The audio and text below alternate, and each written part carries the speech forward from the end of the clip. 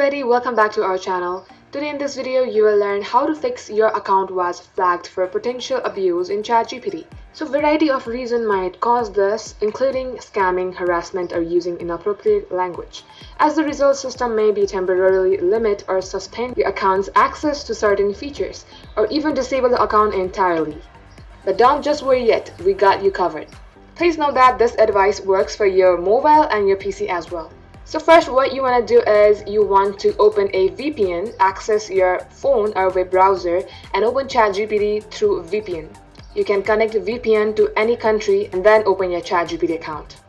The second is you can try and sign off after a long break. That could be days or even hours.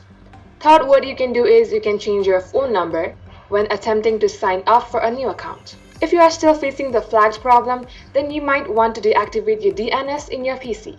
Or you can just go to the website of ChatGPT customer support, tap the first link of OpenAI Help Center, and here I'm sure you're gonna find your problem listed.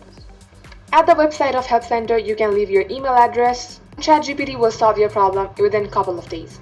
At the end, we have to make sure while using ChatGPT that we don't hinder the ChatGPT rules and regulation. Then I think we're good to go.